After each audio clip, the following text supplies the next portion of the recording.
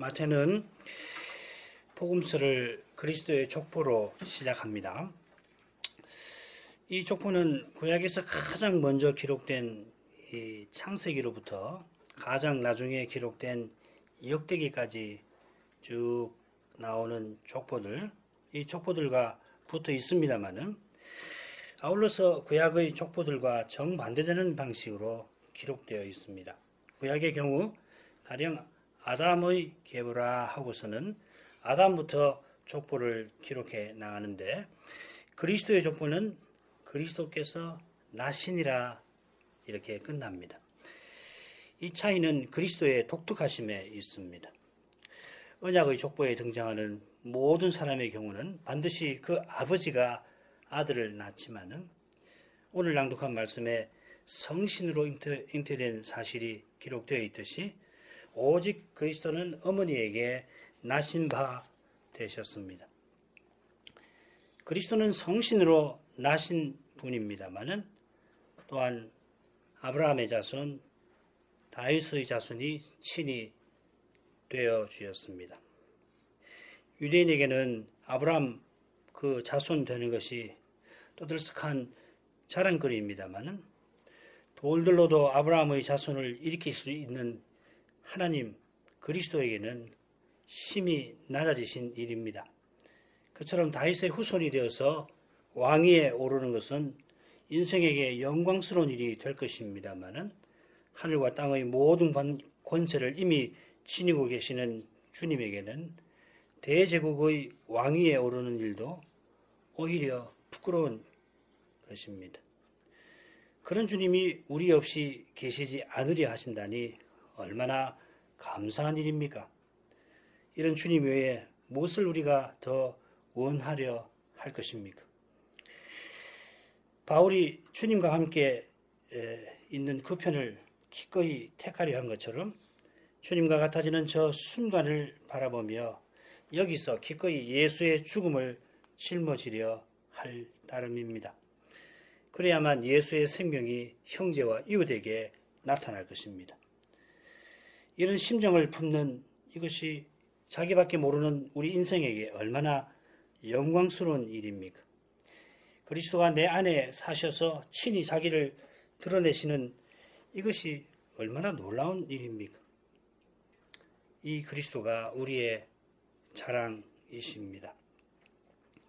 주님의 족보는 머릿말과 맺은말이 나오고 중간에 족보의 내용이 기록되어 있습니다. 지난 시간에 머릿말로부터 족보의 둘째 내용까지를 우리가 살폈습니다. 머릿말의 중요한 교훈은 방금 또 살핀 바 있습니다. 족보의 첫째 부분은 다윗이 아브라함의 자손인 사실을 전합니다. 다윗을 왕이라 부른 그 점이 예수님을 그리스도라 부른 점과 아울러서 이 족보의 교훈을 깨닫는데 매우 중요합니다. 그리고 이 교훈은 마지막 17절에서 좀 더 생각하게 될 것입니다. 아울러서 마태 사도가 특별하게 기록한 데에는 그만한 이유가 있을 겁니다. 여인들을 언급한다든지, 또 야곱은 유다와 그의 형제들을 낳았다든지 이런 특별한 기록이 있는데, 그 특별함은 족보의 일반적인 내용에서 두드러지는 것만 아니라 구약 족보들과 비교되는 그 점도 포함합니다. 그런 특별한 점이 첫째 부분에서는 방금 살핀 대로 다윗을 왕이라고 부른 사실, 세 여인의 등장, 야곱이 유다와 그 형제들을 낳았다는 그런 기록이고, 둘째 부분에서는 우리아의 아내라고 하는 표현, 또 유다 열왕 중에 일부가 생략된 사실입니다. 그 외에도 특별한 요소가 더 있을지 모릅니다만은 지난 시간에 이런 특별한 표현에 담긴 교훈들을 우리가 함께 생각했고, 일부는 오늘 마저 살필 겁니다. 일반적인 내용도 물론 중요합니다. 족보에 나오지 않은 이름들도 주님에게 소중합니다. 특별한 내용이든 평범한 내용이든 결국 그리스도 안에서 의미 있습니다. 그리스도를 떠나서 다말의 일, 유다가 며느리 다말을 통해서 아들을 낳은 그 일은 주의 심각함을 드러내고 마침내 비극으로 끝날 겁니다. 모압 여인 루스의 특별함은 보아스의 믿음을 떠나서 생각하기가 어렵습니다. 보아스가 오실 메시아를 믿는 믿음으로 같은 믿음을 가진 믿음으로 보아스가 오실 메시아를 믿는 믿음으로 또 같은 믿음으로 룻이 함께 아름다운 열매를 맺었던 것입니다. 사실 그리스도를 드러내면 특별합니다. 나는 평범한데 사실 아무것도 아닌데 그런 점에서 우리 모두가 평범한데 특별한 그리스도가 내게서 나타나시는 겁니다. 이것이 참된 믿음의 신비이고 거룩한 삶의 아름다움입니다. 그리스도 안에서 평범하지도 못한 우리가 특별하게 되고 우리 모두가 다 특별한 평범이 됩니다. 모두 먼저 낮아져서 함께 모두에게 높임 받고 모두가 먼저 사랑해서 모두에게 함께 사랑받습니다. 특별한 사랑이 일상처럼 이어지고 일상이 특별한 겸손으로 이어집니다. 그리스도 밖에서는 자기가 높아지려고 나머지 모두를 종삼으려고 합니다. 자기가 사랑받으려고 심지어 증오합니다. 이것이 죄의 무서운 역설입니다.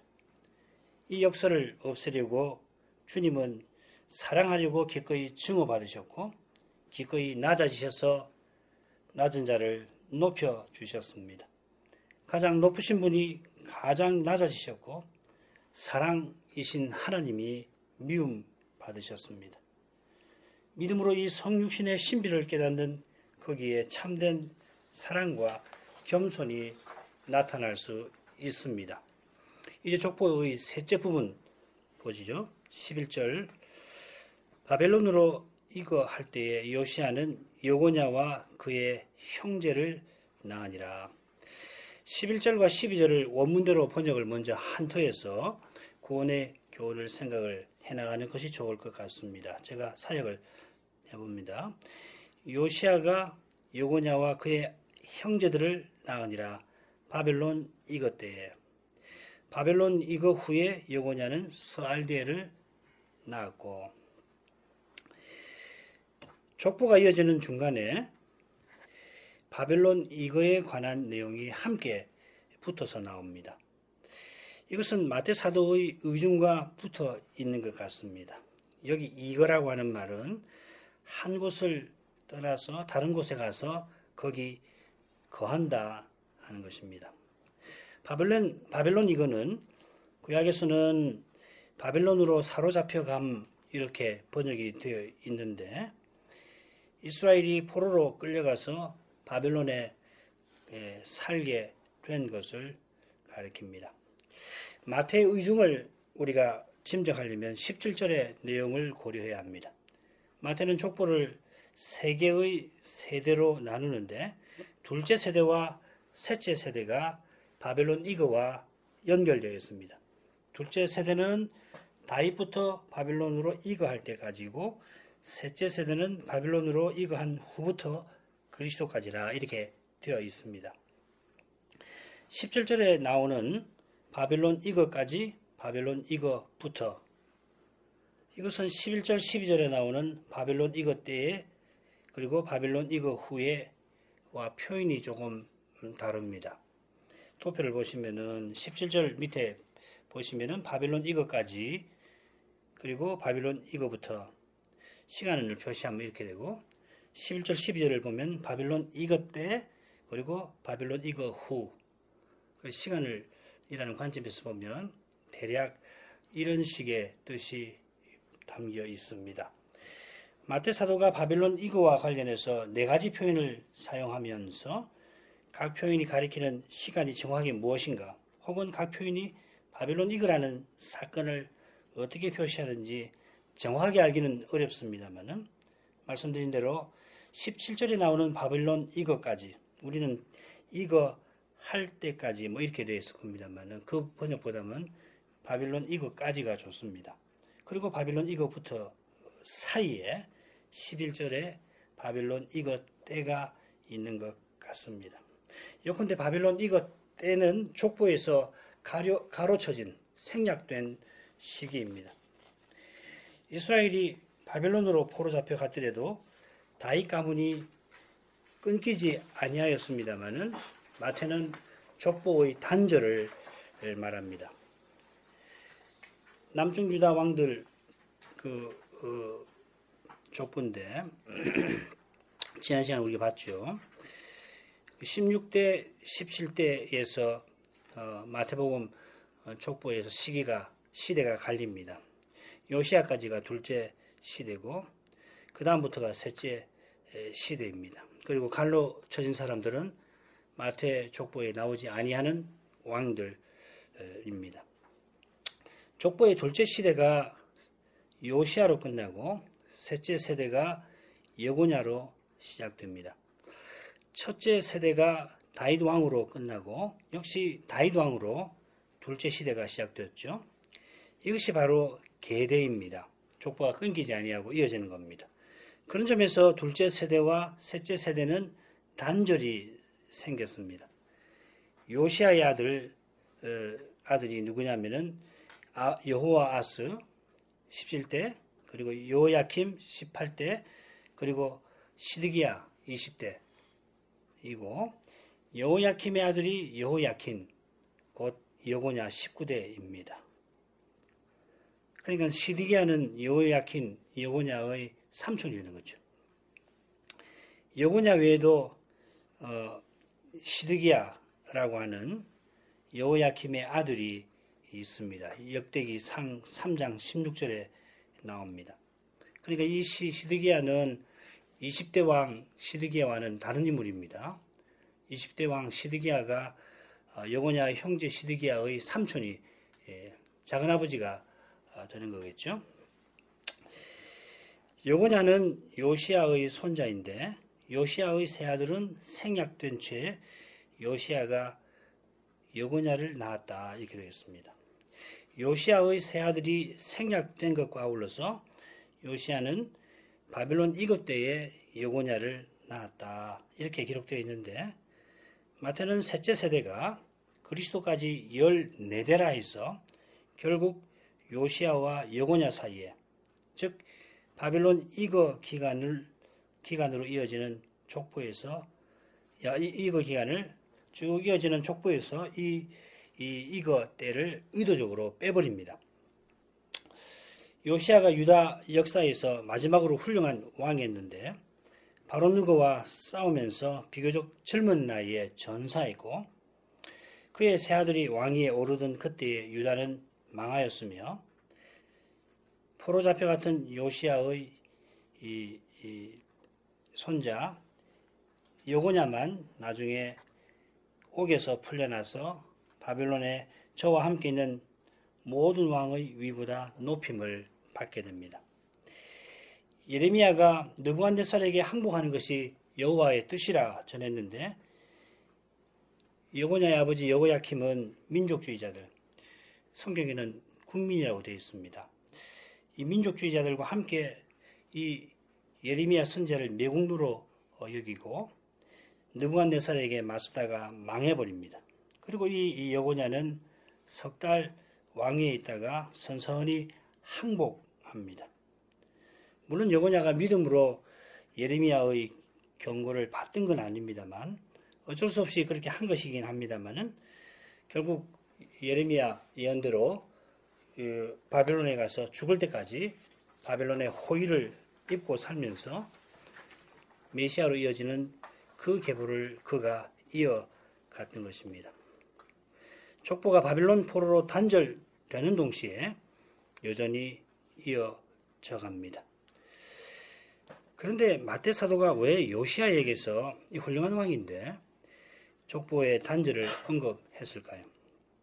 말씀드린 대로 요시야는 300년 전에 예언된 인물인데다가 유다 역사에서 마지막으로 훌륭한 임금이었습니다. 솔로몬이 죽은 후에 이스라엘이 남유다와 북이스라엘로 나뉠 때에 북이스라엘을 열었던 여로보암, 그 여로보암이 자기 백성의 마음이 유다 왕에게 르호보암에게 돌아가지 않게 하려고 베델과 단에 금송아지 우상을 세웠고 레위인이 아닌 일반 백성으로 제상을 삼았으며 절기도 7월이 아니라 8월 보름날로 바꾸어서 단에서 분향을 했습니다. 그때 선지자가 와서 예언을 하는데 다나 여호와께서 말씀하시기를 다윗의 집에 요시아라 이름하는 아들을 낳으리니 저가 내 위에 분향하는 산당 제상을 내 위에서 단 위에서 제사할 것이요 또 사람의 뼈를 내 위에 사르리라 하였느니라고 예언하였습니다. 이게 300년 전인데 이 예언대로 300년 지나서 요시아라는 인물이 왕위에 올라서 예언대로 행하고 또 아몬과 므낫세 왕이 가정한 일들, 자기 선대왕들이죠. 그 가정한 일들을 바로 잡았습니다.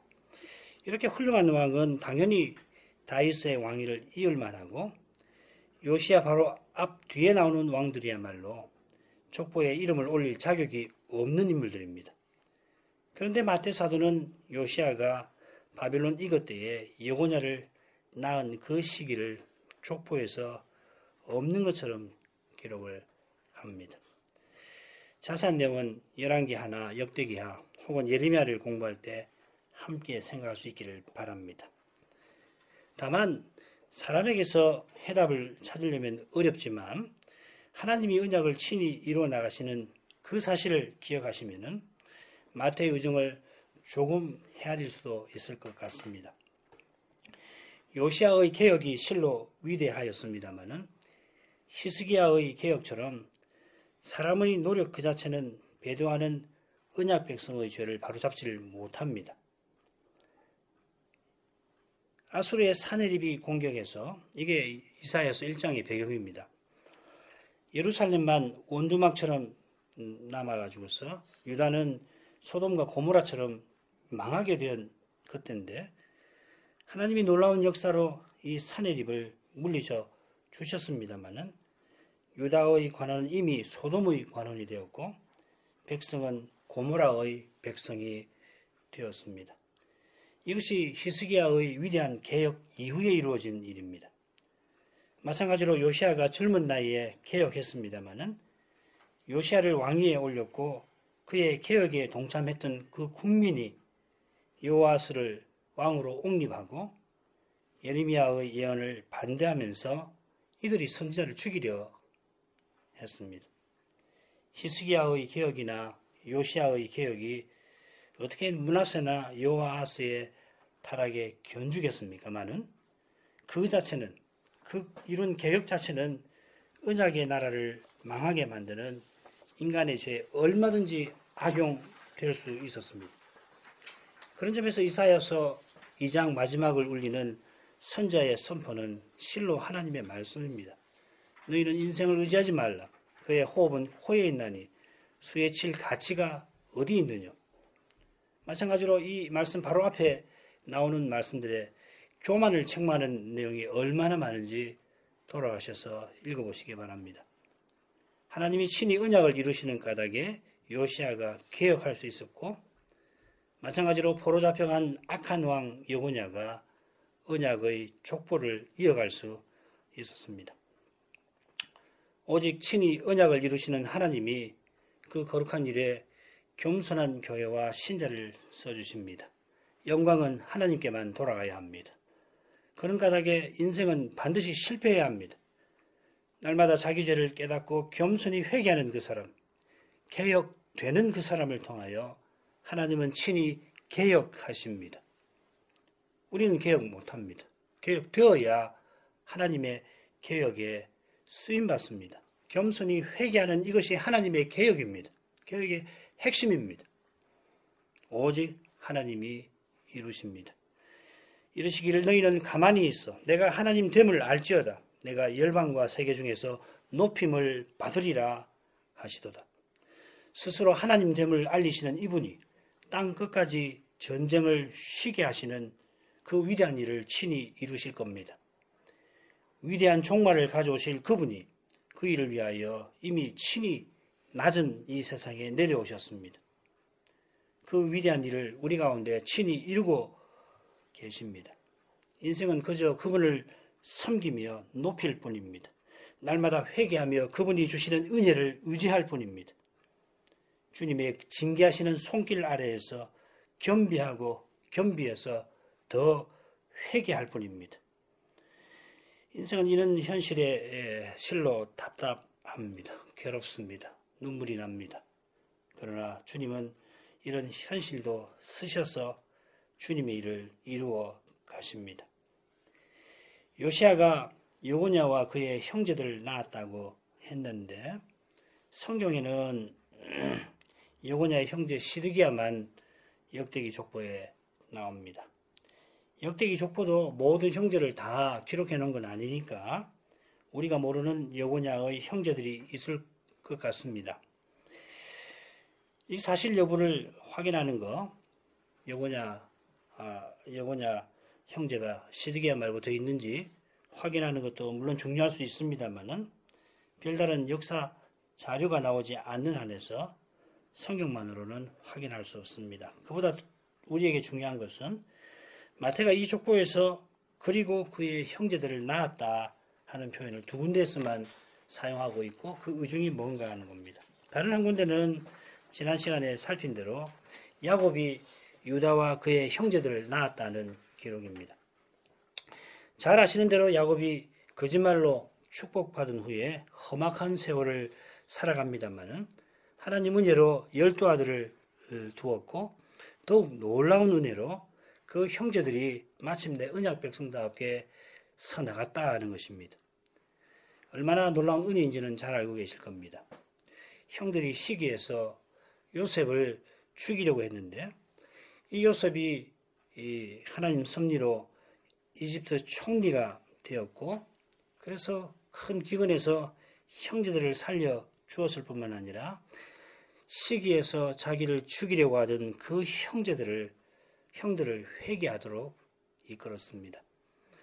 이 12 형제들로부터 이스라엘의 12지파가 나왔던 것처럼 하늘의 별과 같이 아브라함의 후손이 많아졌습니다. 그러나 언약 백성이 배도해서 하나님 심판을 받아 바벨론에 잡혀갔습니다. 이것이 이스라엘의 죽음입니다. 에스겔의 환상 속에 바벨론에 잡혀간 이스라엘은 골짜기에 쌓여있던 마른 뼈들이었습니다. 요시아가 여고냐와 그의 형제들을 낳았습니다마는 그들은 언약을 잇는 족보에서 지워졌다가 다시 기록된 인물들입니다. 골짜기에 마른 뼈들처럼 되었다가 여호와께서 각별한 은혜로 너희로 살게 하고 너희를 너희 고향으로 돌아가 거하게 하리라 약속하신 까닭에 여고냐의 손자 수룹바벨이 바벨론 포로들을 이끌고 예루살렘으로 돌아올 수 있었습니다. 이스라엘 12지파가 형성된 일도 하나님 은혜였고 역시 같은 은혜로 멸망했던 이스라엘이 회복되었습니다. 오직 은혜 하면서 마태가 이런 표현을 썼을 것이라 믿습니다. 인생의 죄를 깨닫는 사람에게는 요셉의 이름이 족보에 나오지 아니하고 형제들 안에 들어있는 사실이 놀라울 게 하나도 없을 겁니다. 요셉은 아버지 돌아가신 후에 보복을 두려워하는 자기 형들에게 당신들은 나를 해치려 하였으나 하나님은 그것을 선으로 바꾸셨습니다. 고백하면서 자기 자신은 그저 언약의 땅에 묻히기를 바랐습니다. 하나님이 약속하신 복에 참여하기를 겸손히 바라면서 요셉은 세상을 떠났습니다. 이것이 역사를 흐르는 참된 믿음입니다. 참된 믿음은 오직 은혜를 고백하며 겸손히 하나님을 의지하는 것입니다. 이제 족보의 넷째 부분, 셋째 세대 넷째 부분으로 나아가겠습니다.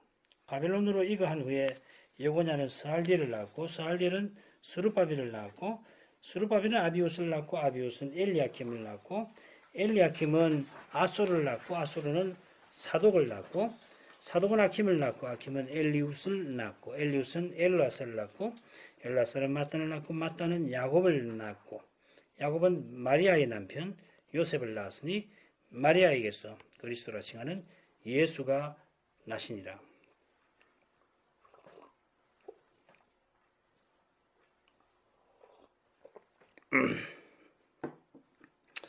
우리가 11절을 살필 때에 12절에 처음 나오는 표현을 함께 생각을 했습니다.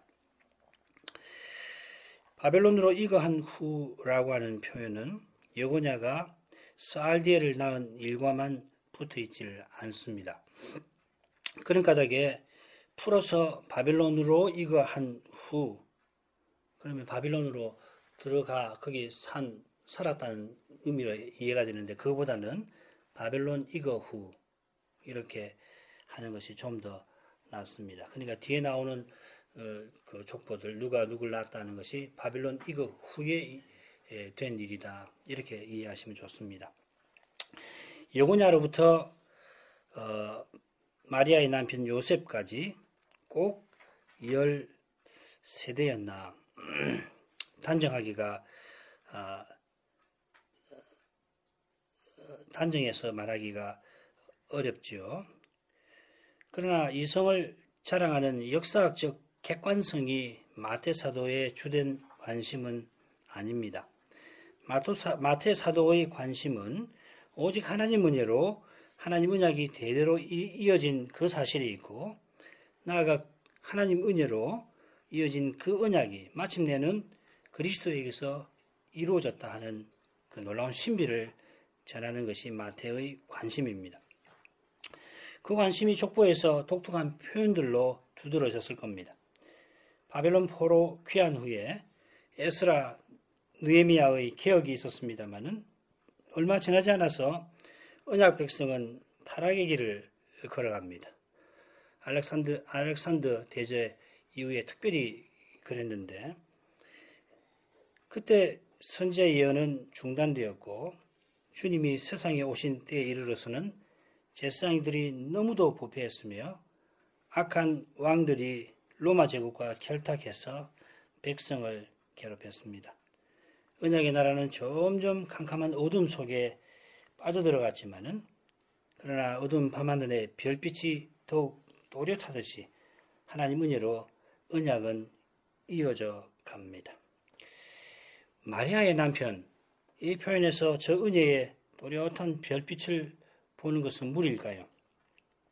마태복음의 족보에 5사람의 여인이 등장합니다마는 마리아는 독특합니다.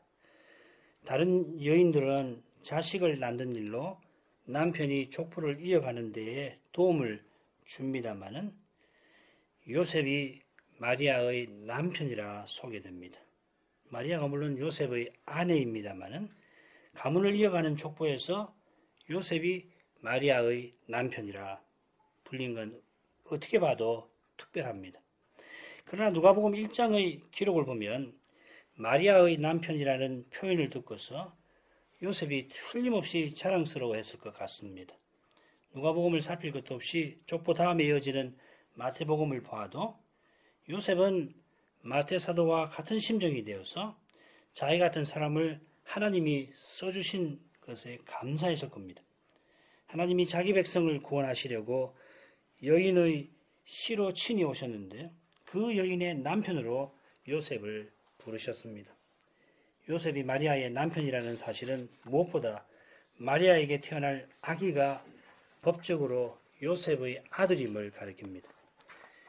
예수님은 요셉의 아들이 되셔서 아브라함의 후손이며 다윗의 후손이 되셨습니다. 이렇게 그리스도의 성육신으로 말미암아 마리아의 남편, 이것이 요셉의 실로 중요한 소명이 된 것입니다. 마리아의 남편이 되어서 메시아가 마리아에게 태어나시는 그 일에 쓰임받는 그 사실만으로도 요셉의 인생은 참된 의미를 얻고도 남습니다. 이 복된 절기에 우리가 바라보는 그리스도가 바로 그런 분입니다. 우리의 무의미한 일상마저 뜻있게 만드는 우리의 전부, 절망인 우리를 감싸시는 영광의 소망, 우리의 모든 슬픔을 기쁨으로 만드시는 우리의 화평이십니다. 그분 안에서 우리는 바른 관계를 맺습니다. 남편은 기꺼이 아내의 남편이기를, 아내는 남편의 아내이기를 즐거워합니다. 요셉이 마리아의 남편이기를 즐거워했다면 마리아는 요셉의 아내인 사실에 더욱 그러했을 겁니다. 요셉이 그리스도로 말미암아 기꺼이 마리아의 남편이라 불렸듯이 마리아 역시 그리스도를 낳는 그 일에서 그 계집종의 비천함을 돌아보신 데에 감사하였습니다. 성탄의 신비는 이런 겸손한 믿음에게 그 아름다운 모습을 드러내줍니다. 우리 없이 계시지 않으려 하시는 그리스도를 본받아서 우리가 그리스도 안에서 너를 위하여 있고자 할 때 거기서 성탄의 신비가 따뜻한 모습으로 나타날 것입니다. 그 신비는 마리아에게서 그리스도라 칭하는 예수가 나신 거기에 있습니다. 이 표현까지 족보는 39번에 걸쳐서 똑같이 아버지가 아들 낳은 사실을 거듭 기록해 놓았습니다마는 세상 처음부터 세상 끝날까지 이어질 이 통상적 생육법이 역사상 처음이자 그리고 마지막으로 적용되지 않는 한 사건이 족보의 끝에 나옵니다. 물론 16절 후반절의 표현만으로는 성육신의 신비를 다 드러내지 못할 것입니다마는 신구약 성경이 함께 전하는 이 신비가 16절 표현에 드러납니다. 요셉이 마리아의 남편이라 소개되고 이 마리아에게서 예수님이 나신 것은 아버지가 아들을 낳는 통상적인 경우와 분명 다릅니다. 그처럼 마리아에 의하여 이렇게 되어 있지 않고 마리아에게서 나신 바 되었다는 것은 예수님이 스스로 나신 게 아닐 뿐만 아니라 예수님을 낳은 분이 요셉 말고 따로 계심을 보여줍니다. 이것은 우리가 다음 시간에 살필 본문의 중요한 주제일 뿐만 아니라 우리가 늘 고백하는 중요한 교훈입니다. 성육신의 교훈이 실로 복되고 놀라운데 그것은 예수님이 동정녀에게 나신 사실만 아니라 하나님이 사람 되신 사실에 있고 더 나아가 하나님이 죄인을 구원하시려는 사랑에 있습니다. 이 거룩한 사랑을 떠나서 처녀가 아들을 낳는 일을 논하면 이끌어야 유사일에 없던 놀라운 기적 정도에 그칠 것입니다. 하나님이 죄인을 구원하려 하신 그 거룩한 뜻을 배우질 못하면 사람 되신 하나님은 다른 종교에서도 발견할 수 있는 이상한 이야기에 그치든지 심지어 참담한 말로 거부될 것입니다. 오직 그 거룩한 뜻은 그리스도라 칭하는 그분 예수에게서 환히 나타났습니다. 그리스도라 칭하는 분, 이 표현은 구약에서 예언된 메시아라 하는 뜻 같습니다. 요한복음 4장 25절 여자가 가로되 사마리아 여인이죠. 메시아 곧 그리스도라 칭하는 이가 오실 줄을 내가 아노니 그가 오시면 모든 것을 우리에게 구하시리이다. 사마리아 여인의 말인데 이 여인에 따르면 그리스도라 하느니 이 표현은 오실 메시아를 가리킵니다. 구약에서 약속된 그분이 오시면 모든 것을 알리실 것이라고 했는데 바로 그 주제가 마태복음의 머릿말에 담긴 주제들 가운데 하나입니다. 메시아는 아버지와 창조의 일을 이루신 말씀 하나님이시고 인자와 진실이 충만한 여호와 그분이십니다. 아브라함의 씨와 다윗의 후손을 보내어서 영원한 성전과 하나님 나라를 세워 만민을 구원하겠다 약속하셨던 바로 그분이 친히 다윗의 후손인 요셉의 집에 태어나셨습니다. 그 메시아 예수는 자기 백성을 그 죄에서 구원하려고 십자가를 지십니다. 영원히 우리와 함께 하시려고 하나님을 등진 우리에게로 내려오셨습니다. 바울 사도는 죄 있는 육신인 우리, 멸망할 우리를 위하여 죄 있는 육신의 모양을 취하셨다 하였고 또 근본 하나님의 본체이시나 하나님 그분이시나 하나님과 동등됨을, 하나님의 하나님으로서 가지신 그 권리를 취할 것으로 여기지 아니하시고 오히려 자기를 비워 종의 형체를 가져 사람들과 같이 되었고 사람의 모양으로 나타나셨다. 이렇게 교훈하였는데, 이 심오한 교훈의 핵심에는 우리를 위해서 자기 전부를 기꺼이 주시려는 하나님의 사랑이 있습니다. 그 사랑에서 하나님은 인생이 타락한 직후부터 메시아를 보내겠다 약속하셨고 하루를 천년같이 여기며 그 약속을 속히 이루려 하셨습니다. 이 거룩한 사랑이 성탄절기에 우리 영혼이 간절히 바라는 그것입니다. 이 사랑이 참 소망, 순수한 기쁨, 따뜻한 심정과 겸손한 마음을 우리 안에 일으켜 주시기를 기도합니다. 이제 족보의 맺은 말 간단히 살피고 마치겠습니다. 그런즉 모든 대수가 아브라함부터 다윗까지 14대요. 다윗부터 바벨론으로 이거할 때까지 14대요. 바벨론으로 이거한 후부터 그리스도까지 14대더라. 14대라. 이미 앞에서 17절의 내용을 조금씩 살핀 까닭에 미처 살피지 못한 내용을 이제 함께 생각해도 좋겠습니다. 아마 14대씩 세수로 구분한 마태의 의중이 무엇인지는 이미 들어보셨을 겁니다. 유명한 해석은 이 14은 7을 2번 곱한 것이니까 모두 6개의 7으로 족보가 구성되어 있고, 따라서 7번째 7, 즉 언약 역사의 정점이 예수님으로부터 시작된다 하는 해석입니다. 똑같은 교훈은 우리가 예수 그리스도의 족보라 하고서 족보의 처음이 아니라 그 끝에 예수의 그리스도의 탄생이 언급되는 사실에서 이 교훈을 이미 생각했습니다. 그런 까닭에 다른 해석 하나를 함께 생각하면 어떨까 합니다.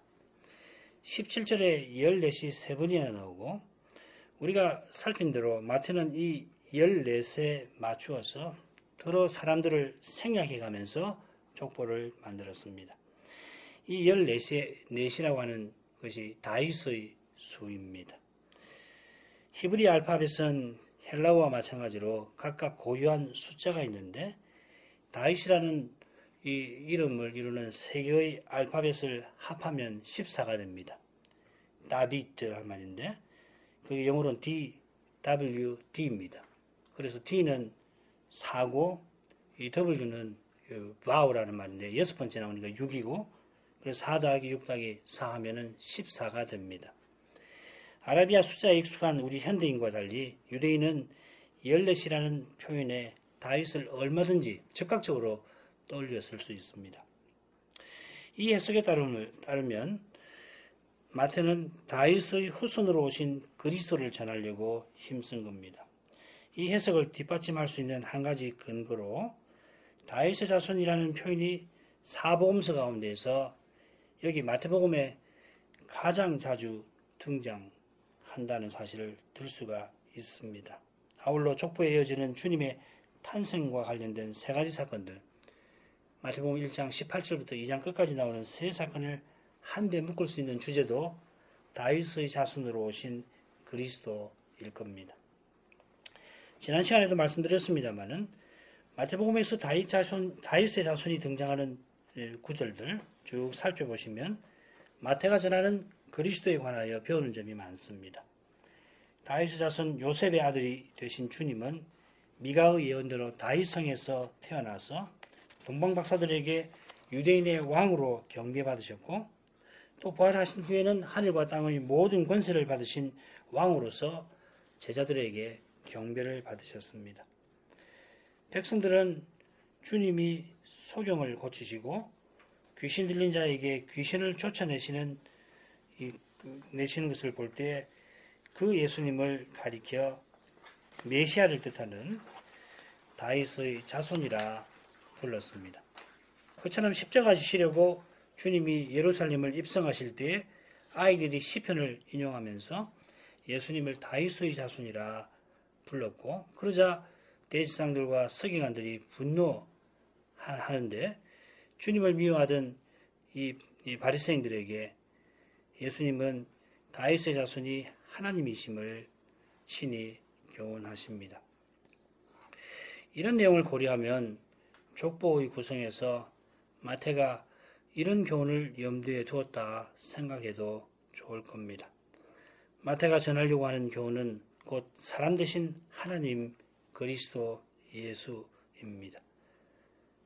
왕이신 그리스도, 사람 대신 하나님이 그리스도로서 십자가를 지시고 부활하신 그것이 마태가 다른 성경 저자와 함께 전하려는 교훈이고, 이 교훈이 매주일 강단에서 전파되어야 할 복음이며, 이 복음의 그리스도가 매일 매 순간 우리가 믿고 의지할 구주이십니다. 그분이 장차 다시 오실 그 영광의 날을 향하여 이 순간도, 지상의 모든 순간도 뜻있게 지나가도록 하시는 것입니다. 같이 기도하겠습니다. 거룩하신 아버지, 마태 사도가 그리스도의 복음을 전하면서 먼저 그리스도의 족보를 기록한 의중이 무엇인가 오늘도 살폈습니다. 사도의 깊은 의중을 다 헤아릴 수는 없지만은 사람 대신 하나님의 그 신비를 바라보는 가난한 마음은 조금 깨닫게 해주신 거기서도 넉넉함을 느끼게 됩니다. 인생이 감당하지 못할 큰 말을, 인생은 스스로 감당하지도 못할 큰 말을 쉽게 꺼냅니다마는 그리스도의 신비 앞에 설 때 그저 낮은 마음으로 지극히 높으신 주님의 영광을 찬송하게 됩니다. 지극히 높으신 주님은 지극히 낮아지셨습니다. 도무지 가까이 가지 못할 빛에 거하시는 분이 성신으로 비천한 우리 안에 사십니다. 모순처럼 들리는 이 표현으로 그러나 진실되게 고백하는 그 마음은 견고한 확신에 설 수 있습니다. 주님의 거룩한 사랑이 저희를 절대 버리지 아니하신다는 확신을 불러 일으킵니다. 주님을 위하여 무엇이든 버리게 만듭니다. 주님이 저희를 그 손안에 붙드시니 저희 손이 주님을 놓지 않도록 하십니다. 하나님은 이를 더 깨닫기를 간구합니다. 예수님 이름으로 기도합니다. 아멘.